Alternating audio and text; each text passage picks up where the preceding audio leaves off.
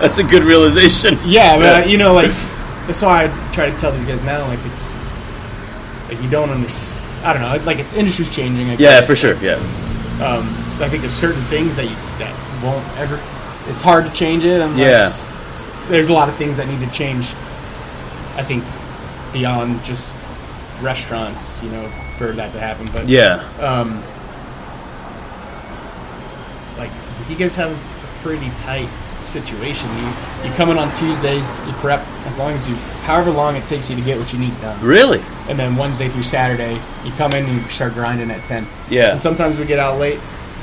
Most of the time we get out late. You rarely get out early. So early would be like 12:30. Yeah, for sure. Then you go out drinking all night. Yeah, exactly.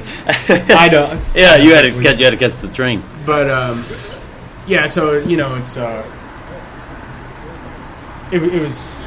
I needed it. I needed it to harden me up. A little bit and prepare me for what I was getting myself into. Mm-hmm. Like I said, this is 2006, 2007, so I think there was a grind then still for sure. When that happens to you, I think at first you're like, why are they picking on me?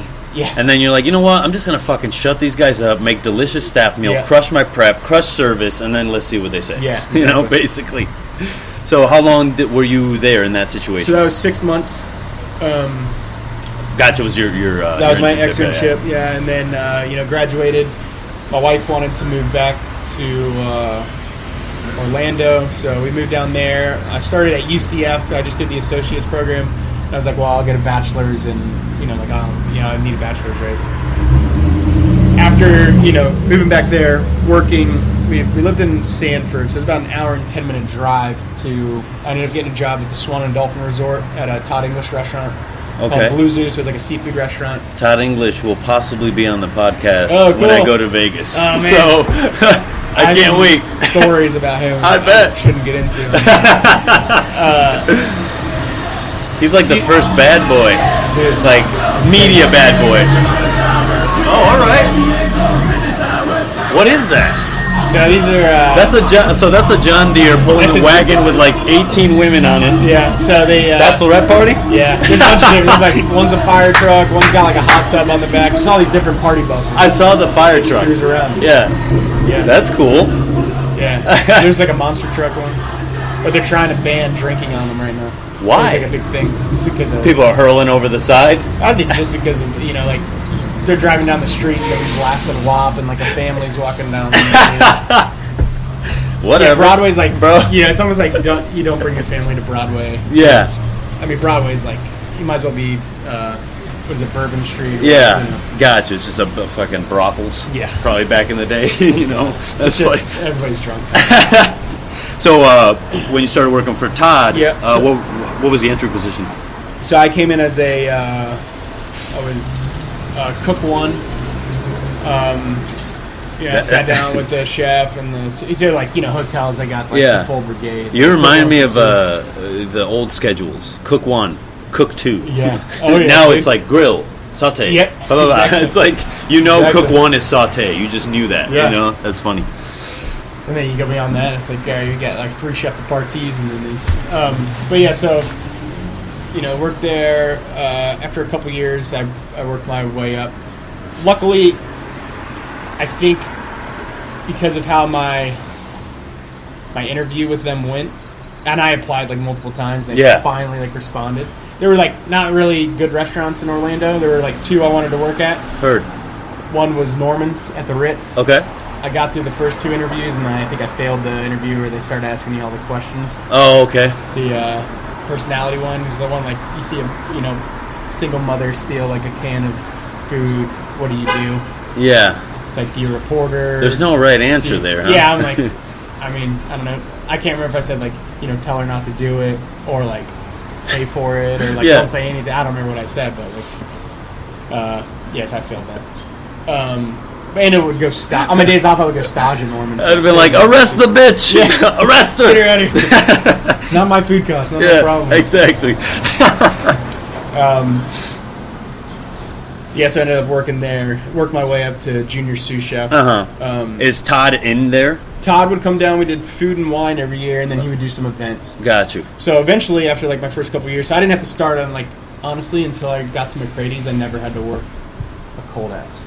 Really? Or a hot app. You were just hotline to saute the entire time. I worked saute at this other place while I was like this real shithole. Yeah. I worked at just to kind of like, go to school for 8 hours, work at this restaurant, all night kind of thing. So I started there on what they called at the time like teppanyakis, like those teppanyaki grills. Yeah. So this thing that he was just infatuated with was just a giant flat top, essentially. Okay.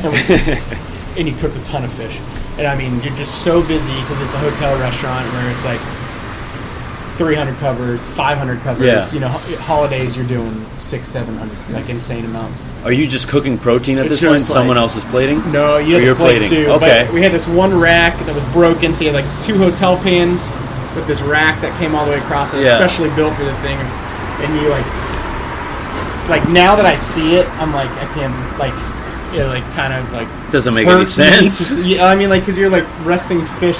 Like, it's literally stacked 3 high on top of each other, like resting because you have nowhere else to put it. Because it'd be like just massive pits. Yeah. And most of it was like you. So you're like real happy when like the grill guy had to like, cook some steaks every once in a while. Yeah. Just so much seafood. But yeah, so I eventually started being the one who would go do these events with Todd. Oh, cool. Like when this kind of stayed there. That must have been fucking crazy. Yeah. And our other sous chef, he became CDC. Yeah. So I think I learned from doing these events. I'd have all this stuff set up and was like, "Hey, chef, how are you?" And he would like arrive like right before, like button. Yeah. Okay, got you. I was wondering if it was that situation. Was he there with you, or was he? Yeah. Like, so this is what we're doing. This, and this. He's like, nah, that's not what we're doing. Yeah. Like, okay. And he'd get up there and just like make some shit up with all the ingredients.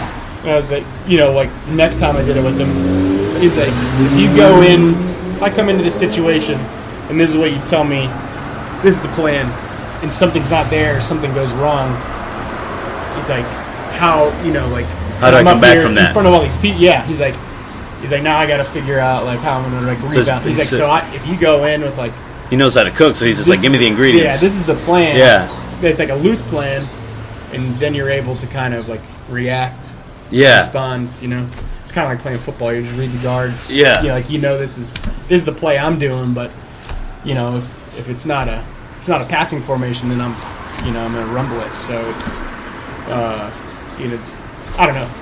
I kind of kept that like I'm not like I try to keep as organized as possible, but I also like to just sometimes. Yeah, I hear you, bro. I don't test a dish before I put it on the menu.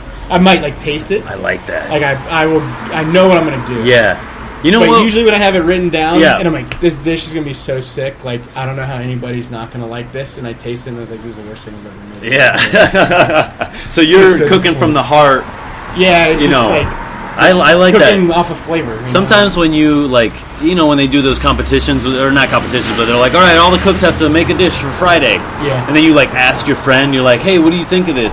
Oh, dude, I think you need like, and then you get inside your head, you're like, well, wait, does it need that? You know what I mean? Exactly. It's just like, fuck asking anybody, even yourself. Yeah. Like just put the dish on the menu and just do it. Yeah, like I've kind of learned, especially in this role, like it's a confidence thing, right? You don't have much confidence when you're younger. Yeah. You have to find that. You got to find your voice, find your style, and at a certain point, stop second guessing yourself. But there'll be times where I'll ask these guys, like, "Hey, what do you think about this, and this?" And like, we'll talk about it as a team. Yeah. Like, "Hey, this is the dish we're doing," and they may be like, "I think it needs this." I'm like, "Well, maybe it doesn't." Like you're tasting this dish right now, and you're saying, "I think it needs lemon."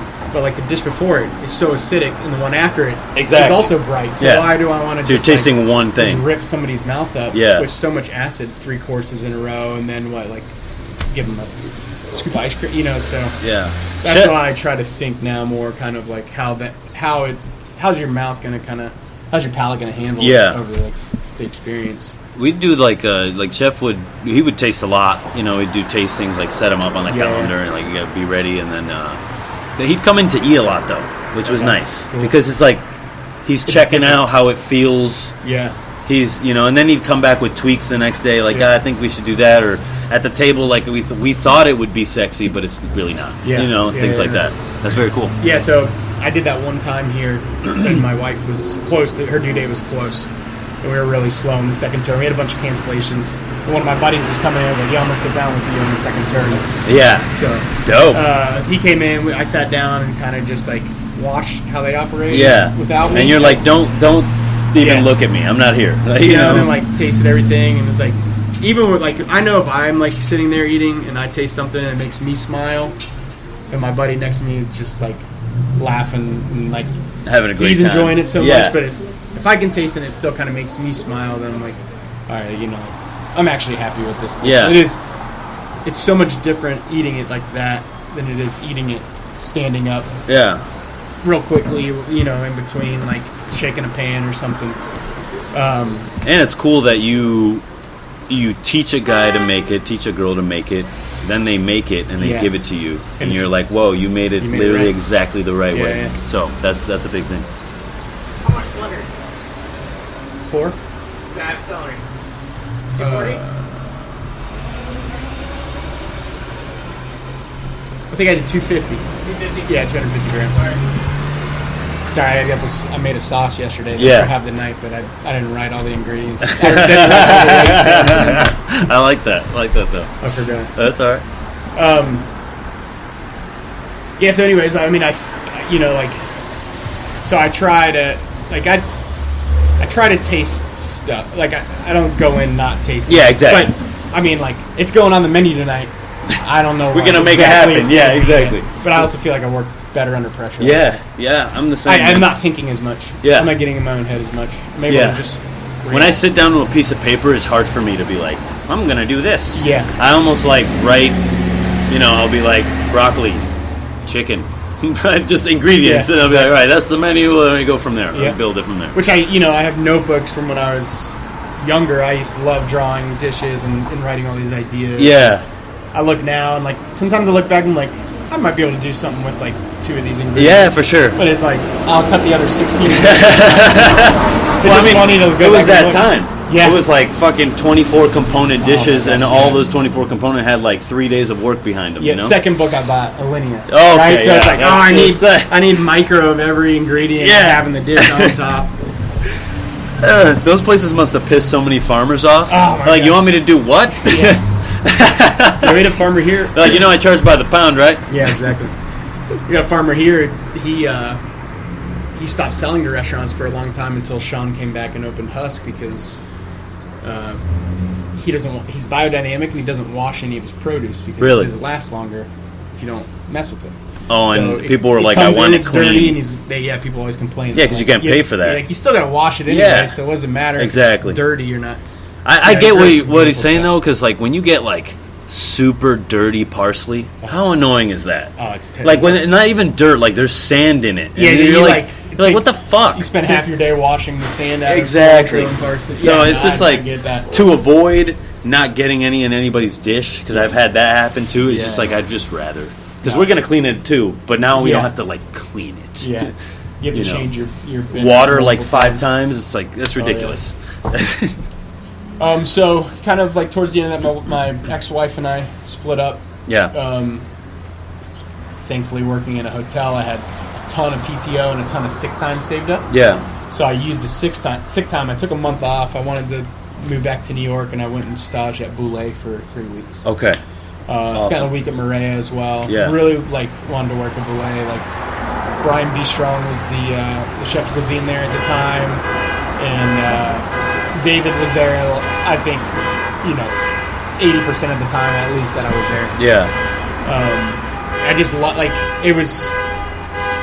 They had a decent amount of staff working. Cause Yeah. It's like 2 Michelin star restaurant in New York. It's cranking. It's busy. It's not like they're only doing 20 covers. And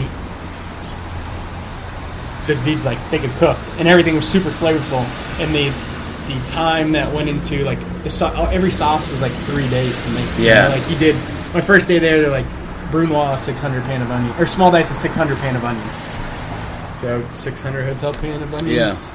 I did it, and they're like, "All right, let's do it again. We'll need it for tomorrow, so you might as well just knock it out." to Yeah. literally like 50 pounds of onions. So much small stock, dice. yeah. But the first day they cook this down, they make this base. The next day they cook beef cheeks in it. You do it again.